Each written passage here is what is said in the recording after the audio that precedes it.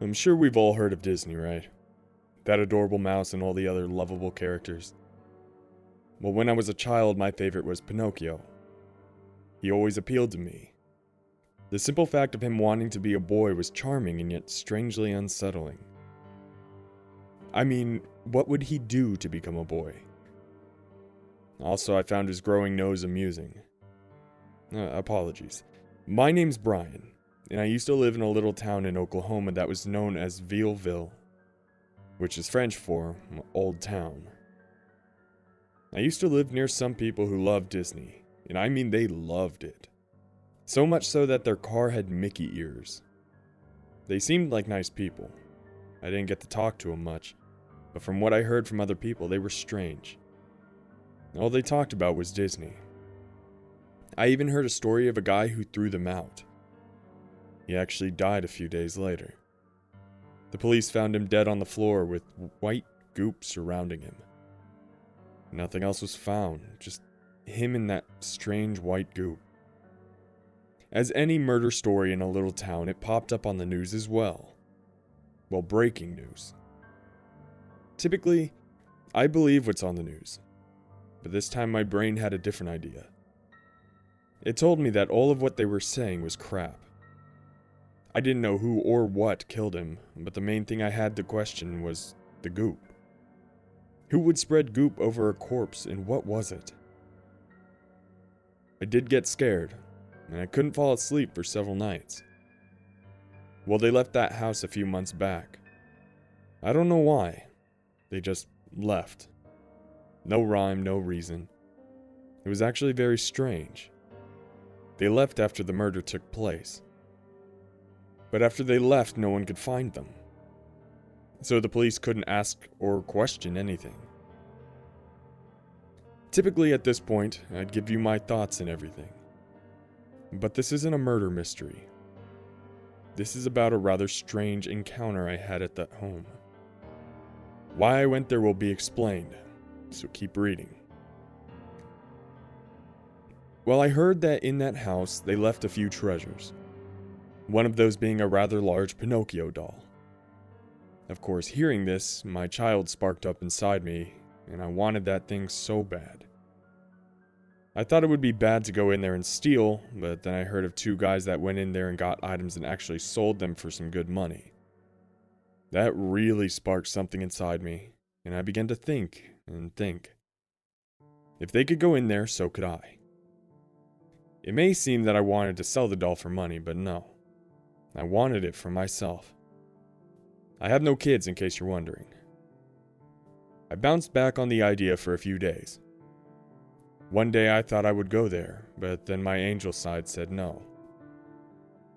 But after about 4 days of haggling with my own mind, I couldn't help it any longer. I felt something wash over me. Yeah, I felt agreed, and eventually decided to go in there. I took the next opportunity I got, which happened to be 5 days after I had heard of the other two guys. It seemed to all fall in place perfectly. The day after I decided to go there, I get my opportunity. Was this destiny? Nah, just my mind going on. It was a rather normal day.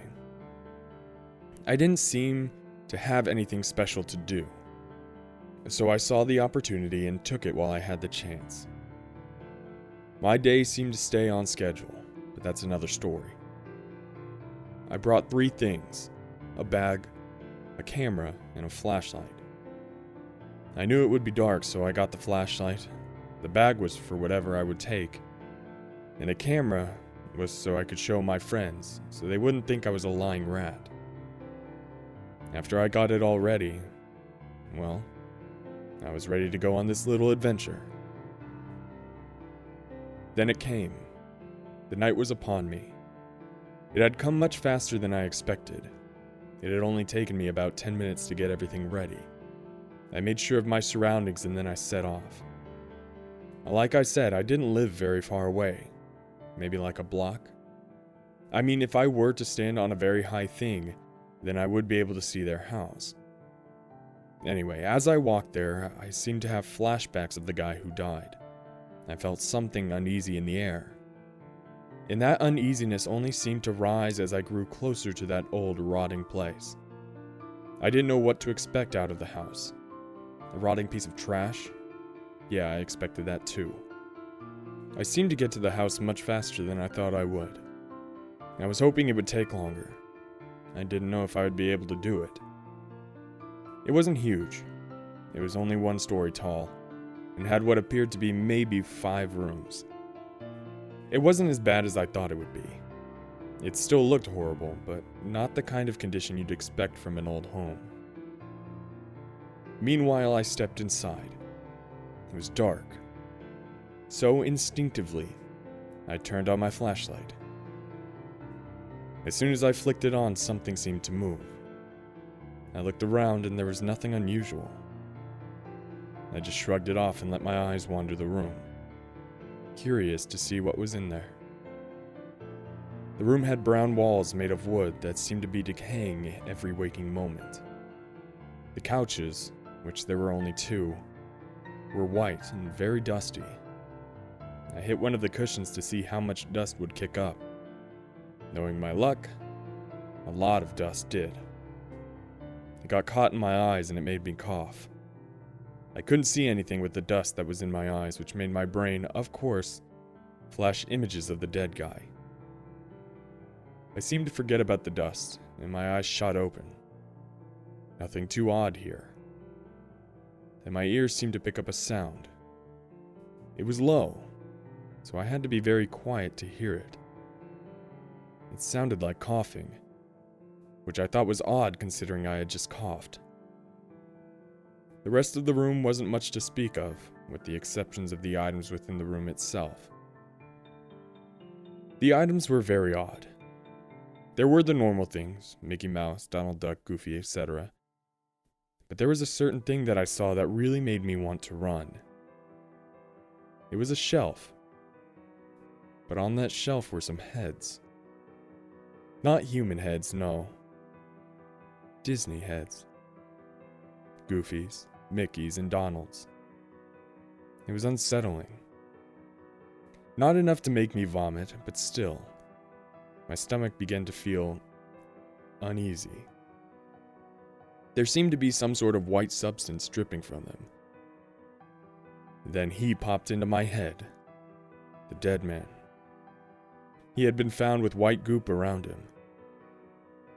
It's when my stomach really lurched. My brain was basically yelling at me to leave. But for whatever reason, I had to go on.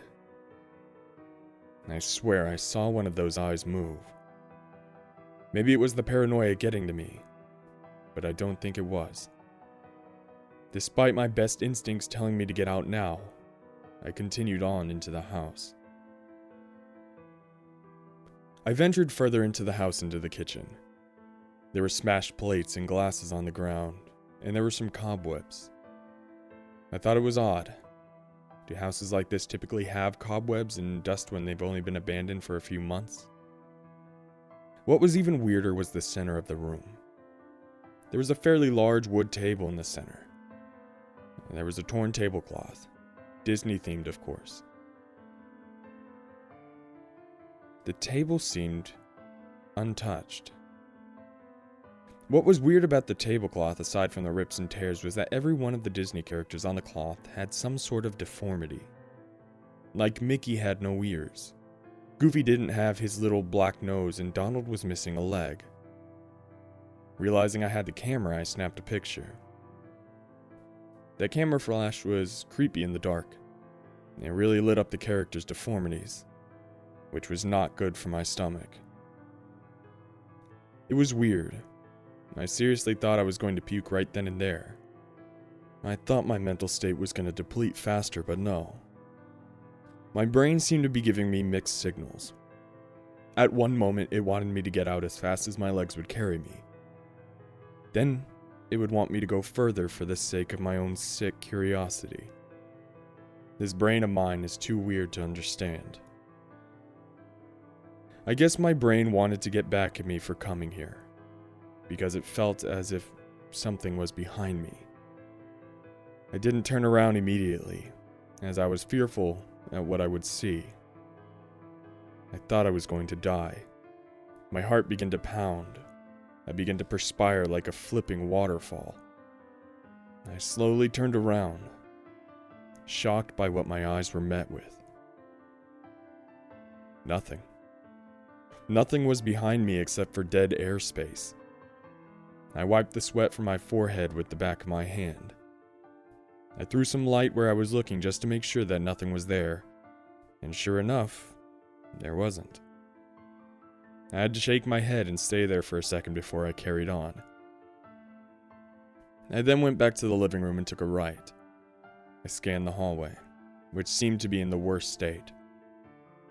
The paint was peeling, the roof dipped down at one point, and it seemed like the whole roof could collapse at any second. Then my eye seemed to twitch towards something. I saw a bedroom. I shone my flashlight into it, and it seemed untouched. The bed was intact. The walls were still gorgeously painted with a light blue. It looked as if it belonged to a young boy. It was that moment that my brain remembered why we were here. To get the doll. Knowing that my treasure could be in there, I shone my light around. No immediate threats, so I decided to go into it. And in there was one item I wanted. That Pinocchio doll. I quickly walked over to it and put the light on. The first thing that caught my eye were his eyes. They seemed to me more realistic than most dolls' eyes were. It was odd for a lack of better word. It had white goop dripping from its nose and eyes, much like the heads I'd just seen. My brain then connected something. The man who died in this goop. Were they related somehow? First the man, then the heads, and now this. It wasn't blood, that's for sure. What was this foreign substance? I decided to be stupid though and put some on my finger. I lifted it to my nose and smelled it. It was awful. My nose wrinkled up and my eyes watered. It smelled like sewage. What in the world would have gotten into this doll to make it smell like that? I didn't want to be here any longer. I'd had enough of this. I just wanted to get the doll and go home. I decided that I would clean it at home. I gathered it up and put it into the bag.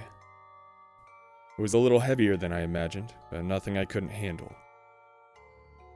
I'd gotten what I had came for. My spirits seemed to lighten a little bit. I walked out of the bedroom. I thought that all of this crazy paranoia stuff would stop. Until, that is, I saw one of the heads twitch. Wait. What? That was my first thought. Why was this head twitching? I had to stop and just stare. And the head seemed to be fine with that. It kept on twitching, getting more and more violent. More of that white goop coming out of it. It went all over the room. Some of it hit me in the face, and of course I repulsed back. What the hell is happening?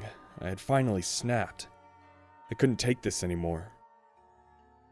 Then my bag rustled. I turned to be met with a hand popping out of my bag. I tore it from me and dropped it on the floor. My heart began to pound like a drum. The doll crawled out of the bag and looked at me, its eyes fixed in mine, and the white goop dripping out of its mouth and eyes. "Welcome to the House of Disney," it said in that sweet, innocent Pinocchio voice. I began to walk back. The doll didn't follow, it just stood there and said, "Welcome to the House of Disney." It said it repeatedly. Fear was raising inside me until I had to run. My legs would carry me. That doll muttered one last thing before I turned and ran. Welcome to the house of hell. I darted out of the house with plans to never return. What had just happened? Was that doll possessed? It didn't take me long until I got back to my home. I ran inside and slammed the door. Then I collapsed on the floor, trying to calm myself down. I had to contemplate what in the hell just happened to me. Was this some sick prank, or was it something more? I realized something. My camera. I still had it. I sat up quickly and looked at it. I went to the album to see the pictures I took. But on there was a picture I hadn't taken. Remember that man I mentioned? There was a picture of that doll strangling him. The white goop was oozing out of the doll's eyes and mouth. It was also seeping out of the doll's hands, and it covered the guy. I stared at the camera for what seemed like forever. I couldn't believe what I was seeing. Who or what took that picture? I definitely didn't take it. I threw that camera away as hard as I could. It smashed on the wall. I didn't care if I'd be called a liar. I didn't want anything to do with that doll. I didn't want anything to do with that house. I got up and sat on my couch. I had to relax my brain. It was thrashing violently. And you know what? I felt something drip on me. I looked at my shoulder to be greeted by white goop. I never did figure out what had caused the goop. But remember how I said I used to live there? That's the reason I moved. I was scared. I had to flee, and flee fast.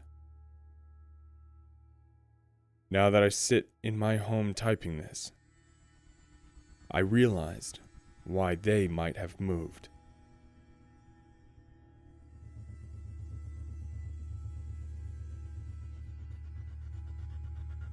Well, ladies and gentlemen, I hope you enjoyed that terrifying creepypasta.